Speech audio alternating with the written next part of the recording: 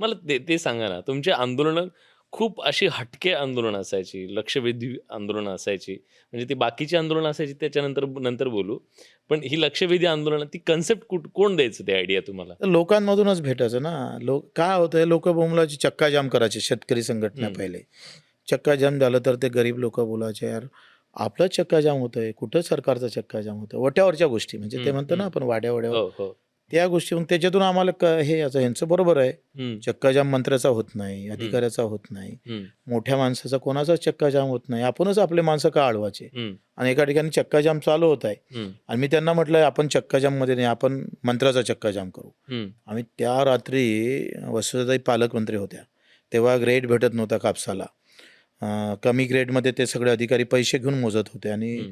एका क्विंटलमागे 300-400चा फरक पडायचा आणि आम्ही ते मुद्दे घेऊन डायरेक्ट मंत्र्याचं घर पाडणार म्हणून आंदोलन केलं आणि घुसलो त्या गावात. हां. घुसलं आणि माझी आई पण होती सोबत.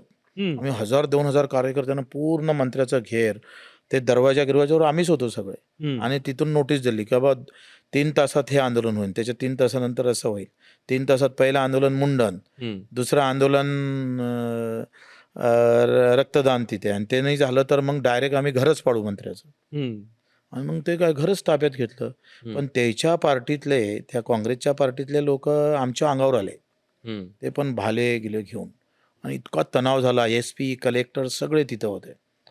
आम्ही घरावरच थांबलो होतो. आई पण होती. रात्री 3 वाजले आणि 3 वाजता कलेक्टर आणि हे सगळे त्यांनी सांगितलं, "ठीक आहे, ग्रॅड्युएशन सगळ्या कारवाईनं आमच्या मागण्या मान्य केल्या." आणि रात्री 3 वाजता आणि चकवा दिला. आम्ही ट्रॅक्टर पाठवले अमरावतीला. हं, 2 आणि हे पोलिसवाले तिकडेच गेले. ती सगळी यंत्रणा गेली अमरावती हं, आणि सगळे ट्रॅक्टर घुसवले इकडे दुसऱ्या गावात. हं. गनिमी गावात छत्रपतीचं आणि पूर्ण घर ताब्यात घेतलं. हं. सांगून ताब्यात घेतलं बरं का. हां. असं नाही आहे का एकाएकी म्हणून. आंदोलन बिलकुल आक्रमक, बिलकुल त्याच्यात काही गैरच नाही. ताईच्या गाडीवर काळा पट्टा मारणार म्हणजे मारणार. कांदा हं, गळ्यात घालणार म्हणजे घालणारच. हं, मग त्याच्यात अनेक युक्त्या जे छत्रपतीनं च्या काळात झाल्या, हं. त्या युक्त्या खूप कामी येत होत्या.